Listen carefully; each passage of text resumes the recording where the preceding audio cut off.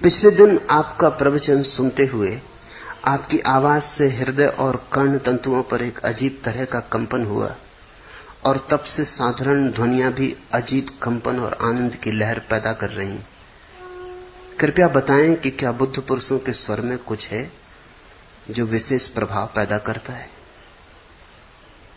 साथ ही आपकी उपस्थिति में एक विशेष आनंददायक गंध मिलती और वह कभी आश्रम में और कभी ध्यान के समय भी मिलती। इस संदर्भ में भी बताएं कि क्या काल या समय विशेष की विशेष गंध भी होती।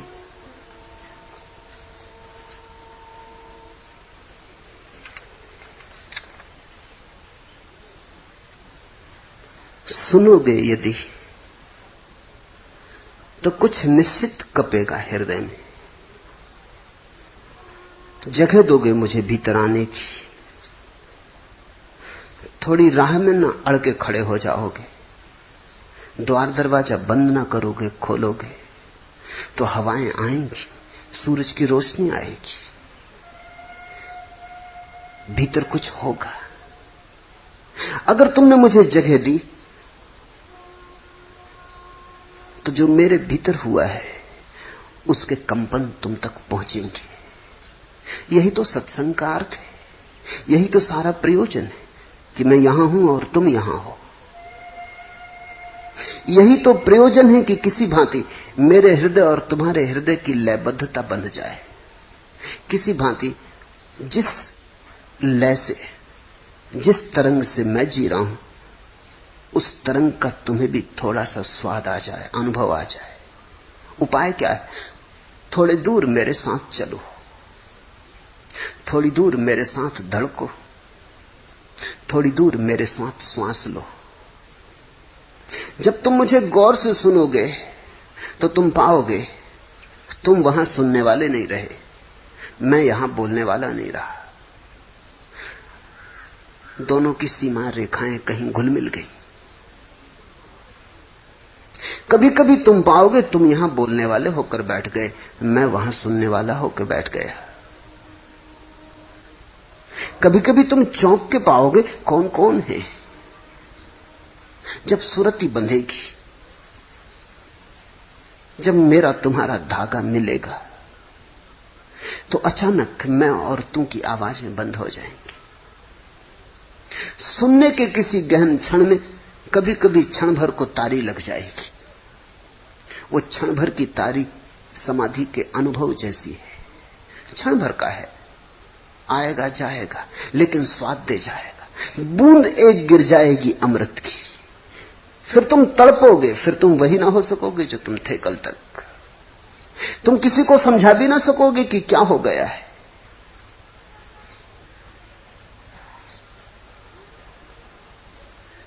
बताने का भी कोई उपाय ना पाओगे। बेबूझ होगी घटना, लेकिन इतनी गहन होगी कि उसे तुम इंकार भी ना कर सकोगे। इधर मैं बोल रहा हूं तो तुम्हें कुछ समझाने को नहीं, इस ख्याल में पड़ना ही मत। यहां मैं बोल रहा हूं तुम्हें कुछ समझाने को नहीं, यहां मैं बोल रहा हूं कि बोलने के माध्यम से मेरा और तुम्हारा तालमेल किसी क्षण बैठ जाए।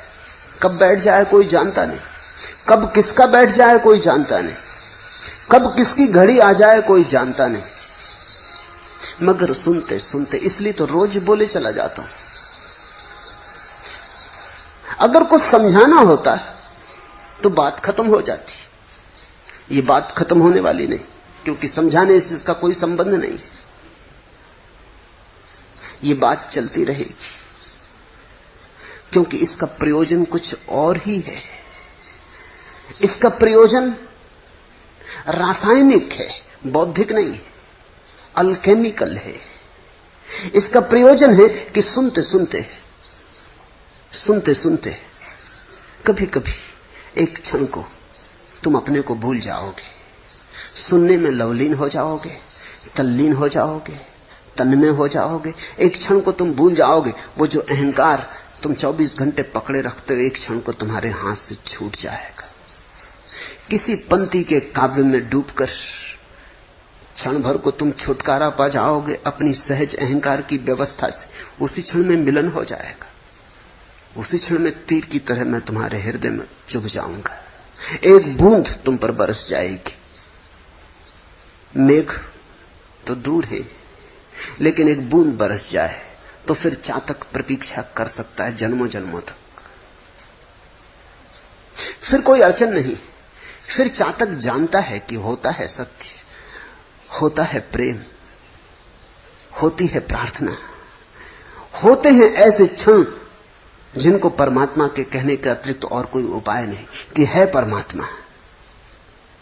कि कहीं ऐसी घड़ी आती है जीवन में जब हजार हजार सूरज प्रकट हो जाते, हजार हजार नील कमल तुम्हारे प्राणों में खिल जाते। बोलता हूं, इस बोलने का प्रयोजन ऐसे ही है जैसे कोई संगीतज्ञ वीणा को बजाए, तो कुछ समझाने को नहीं बजाता। तुम मुझे एक वीणा वादक की तरह याद रखना। ये बोलना मेरी वीणा है। ये जो मैं तुमसे कह रहा हूं, कह कम रहा हूं, गा ज्यादा रहा हूं, इसका प्रयोजन तुम्हारी समझ में आ जाए तो बस काफी। वो प्रयोजन इतना ही है, इस वाद्य को सुनते सुनते, जैसे वीणा को सुनते सुनते कभी कभी तारी लग जाती, डोलने लगता है आदमी, कुछ भीतर कपने लगता है, कोई पत्थर जैसी चीज भीतर पिघलने लगती, बहने लगती।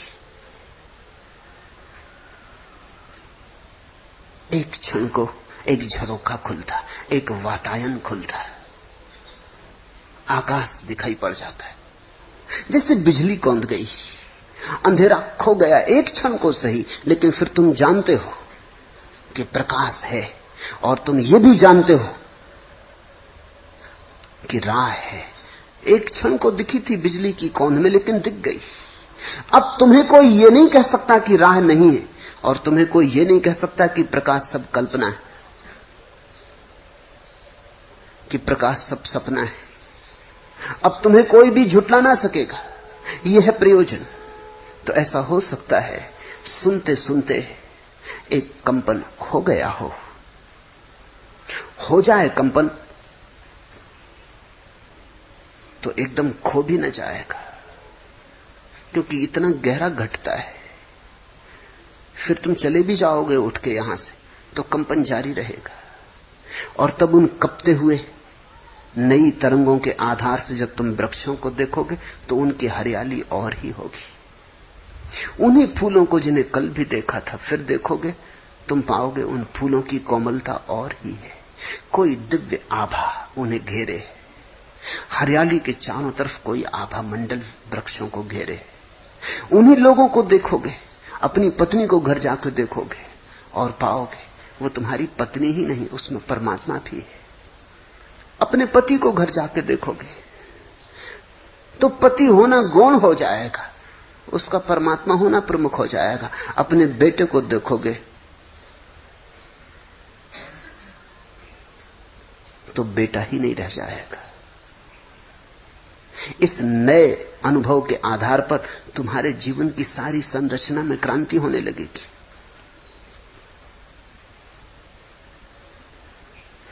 क्योंकि जो तरंग तुम्हारे भीतर मुझे सुन के पैदा हुई, वो तरंग तुम्हारी है। इसलिए मेरे सुनने से तुम उसको बांध मत लेना। वो तरंग तो तुम्हारी है, मेरा बोलना तो निमित्त मात्र था। मेरे बोलने की संगति में तुम अपने ही भीतर के किसी छिपे हुए तल से परिचित हुए हो, लेकिन परिचित तुम अपने ही भीतर के तल से हुए हो। मेरे प्रकाश में जो तुमने देखा है वो तुम्हारा ही है, वो मेरा नहीं है। रोशनी मेरी होगी, लेकिन जो खजाना तुमने खोज लिया है वो तुम्हारा ही है। इसलिए तुम ये मत सोचना कि वो यहां मुझे सुनना तुमने बंद किया कि खो जाएगा। जो इस तरह हो कि मेरे सुनने से पैदा हो और बाहर जाते ही खो जाए, तो समझना कि तुमने सुना ही नहीं। वो बौद्धिक था, वो सिर की खुजलाहट थी। सुन लिया, अच्छा लगा, मनोरंजन हुआ, लेकिन तुम कहीं हिले नहीं। तुम्हारी नींव का कोई पत्थर न सरका, तुम्हारे भीतर कोई नए का उद्घाटन न हुआ, कोई नए का आविष्कार न हुआ तो थोड़ी सी शब्दों की, सूचनाओं की, तथ्यों की संपदा बढ़ जाएगी, उधारी थोड़ी और तुम्हारी बढ़ जाएगी, तुम और उधार हो गए, तुम्हारा नगद होना और भी ढक गया। इससे कुछ लाभ ना होगा। तुम ज्ञानी बन जाओगे, पंडित बन जाओगे, लेकिन इससे धर्म का जन्म ना होगा। अगर सच में तुमने सुना, ऐसी गहनता से सुना कि तुम्हारा पूरा व्यक्तित्व जैसे कान हो गया, आंख भी कान, हाथ भी कान, हृदय भी कान, जैसे तुम सिर्फ एक द्वार हो गए और तुमने मुझे आने दिया। तुम्हारे ऊपर निर्भर है कि कितना मुझे आने दोगे। अगर तुम मुझे पूरा आने दो तो तरंगे नहीं, अंधड़ उठ जाएंगे। अगर तुम मुझे पूरा आने दो तो तूफान उठ जाएंगे। अगर तुम मुझे पूरा आ जाने दो, हिम्मत करके तुम पूरे द्वार दरवाजे खोल दो और कहो कि आओ, राजी हूं। इसी को तो मैं सन्यास कहता हूं, इसी को तो मैं दीक्षा कहता हूं। तो तुम फिर दोबारा वही ना हो सकोगे। एक नए जीवन का प्रारंभ हुआ। फिर तो मुझे बोलने की भी जरूरत ना होगी। अगर तुम राजी हो और खुले हो तो मेरी चुप्पी भी तुम्हें कपाएगी, क्योंकि असली में मेरा सवाल ही नहीं। मेरी खामोशी ए दिल पर न जाओ कि इसमें रूह की आवाज भी है। बोलता हूं या चुप हूं, इससे कुछ फर्क नहीं पड़ता। बोलूं तो रूह की आवाज, न बोलूं तो रूह की आवाज। तुम जब सुनने में तत्पर हो जाओगे, जब तुम सुनने में कुशल हो जाओगे, तो तुम मेरी चुप्पी को भी सुन सकोगे, मेरे मौन को भी सुन सकोगे। मेरी खामोशी ए दिल पर न जाओ कि इसमें रूह की आवाज भी है।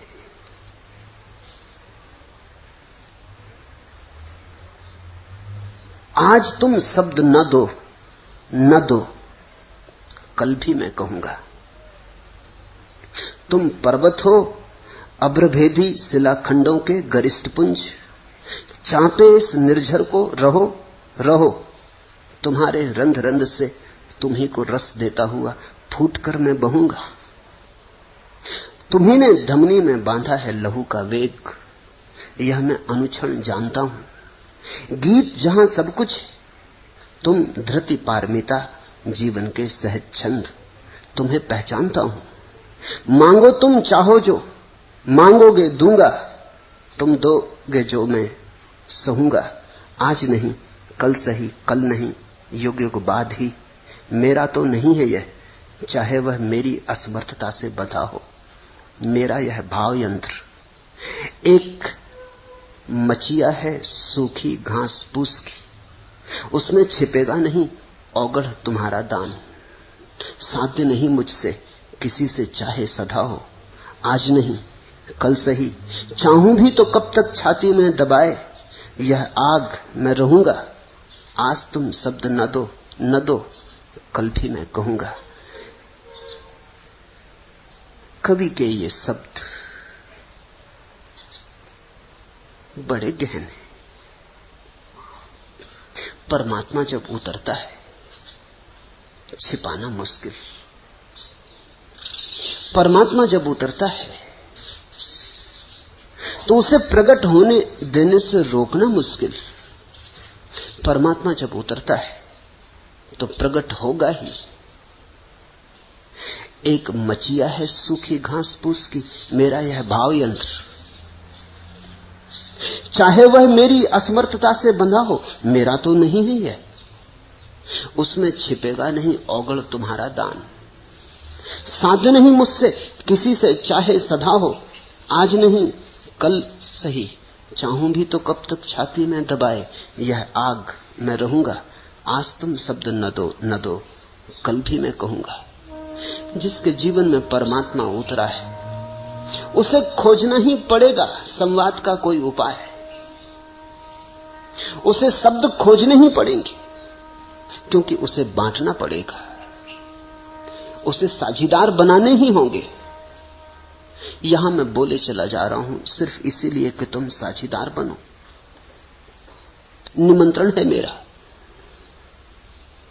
कि जो मुझे हुआ है, चाहो तो तुम्हें भी हो सकता है। आग यहां लगी है, एक चिंगारी भी तुम ले लो तो तुम्हारे भी सूर्य प्रज्वलित हो जाएं। दिया यहां जला है, तुम जरा मेरे पास आ जाओ या मुझे पास आ जाने दो तो तुम्हारा दिया भी जल जाए। जलते ही मेरा न रह जाएगा,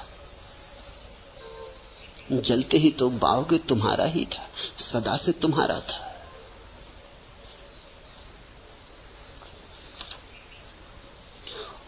और पूछा कि आपकी उपस्थिति में एक विशेष आनंददायक गंध मिलती और कभी आश्रम में कभी ध्यान के समय में भी मिलती। वह गंध भी तुम्हारी ही है, कस्तूरी कुंडल बसे। मेरी चेष्टा इतनी ही है कि तुम्हें तुम्हारी तरफ उन्मुख कर दूं, कि तुम्हें धक्का दे दूं तुम्हारी तरफ। कहां भागे फिरते हो, कहां ढूंढते हो कस्तूरी? तुम्हारी ही नाभि में छिपी है। हां, कभी कभी मुझे सुनते सुनते तुम्हें गंध आ जाएगी, तुम सोचोगे मेरी है, तुम्हारी है। तुम शांत हो गए सुनते सुनते, थिर हो गए सुनते सुनते, सुनते सुनते तन्मयता जगी। उस तन्मयता में तुम्हारी ही गंध ने तुम्हें छू लिया और भर दिया। इसलिए तो कभी ध्यान में भी उठेगी। अगर मेरी होती तो तुम्हारे ध्यान में कैसे उठती? मेरा कुछ लेना देना नहीं। मैं तो दर्पण हूं, तुम अपने को ही देख लो।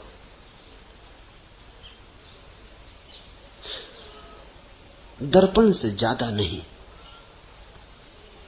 पर उतना ही प्रयोजन है। मैं यहां नहीं हूं, दर्पण कुछ होता थोड़ी। दर्पण तो एक खालीपन है। तुम हटे कि दर्पण खाली, तुम आए कि दर्पण भरा लगता। सुना है मैंने, मुल्ला नसरुद्दीन एक राह से गुजरता था, एक दर्पण पड़ा मिल गया। उठा के देखा, कभी दर्पण इसके पहले उसने देखा न था। सोचा, अरे तस्वीर तो मेरे पिताजी की मालूम पड़ती, मगर जवानी की होगी। हद हो गई, मैंने कभी सोचा भी न था कि मेरे पिताजी और तस्वीर उतरवाएंगे। ऐसे रंगीन तबीयत के तो आदमी न थे, मगर मिल गई तो अच्छा हुआ। झाड़ पोंछ के खीसे में रख के घर चला आया। कहीं बच्चे पत्नी फोड़ फाड़ ना दें, खोखवा ना दें, ऊपर चढ़ गया, छप्पर में छिपा के रखाया। लेकिन पत्नी से कभी कोई पति को छिपा पाया है? पत्नी ने देखा कुछ छिपा रहा है। रात जब मुल्ला सो गया तो वो उठी, दिया जलाया, छप्पर के पास गई, निकाला, देखा तो उसने कहा, अरे तो इस औरत के पीछे दीवाना है। आज पता चला।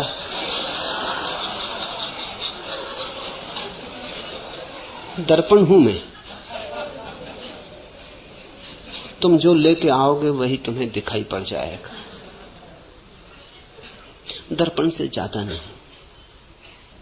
इसलिए किन्हीं किन्हीं क्षणों में जब तुम अपनी ऊंचाई पर होगे तो तुम्हें अपनी ऊंचाई भी मुझ में दिखाई पड़ जाएगी, और किन्हीं किन्हीं क्षणों में जब तुम अपनी नीचाई पर होगे तो तुम्हारी नीचाई भी मुझ में दिखाई पड़ जाएगी। तो जो जैसा आता है वैसा ही मुझ में देख के लौट जाता है। किन्हीं गहन क्षणों में जब तुम अपनी आखिरी ऊंचाई पर छलांगे लेते हो, क्षण भर को उड़ते हो आकाश में, तब तुम्हें ऐसा लगेगा कि ये ऊंचाइयां मेरी तो नहीं हो सकती। तो तुम सोचोगे कि शायद किसी और की, किसी और ने दिखा दी। लेकिन स्मरण रखना, तुम्हारी ही ऊंचाइयां हैं, तुम्हारी ही नीचाइयां हैं। मुझ पर मत थोपना, क्योंकि उस थोपने में भ्रांति हो जाती, उस थोपने में बड़ी भूल हो जाती। हां, मेरी निकटता में तुम्हें कुछ दिखाई पड़ सकता है, तो न तो इस दर्पण की पूजा करना, क्योंकि तुम सोचोगे ये गंध इसी दर्पण से उठी, ये स्वाद इसी दर्पण से आया। इस दर्पण की पूजा में मत पड़ना और ना नाराज होकर इस दर्पण को तोड़ फोड़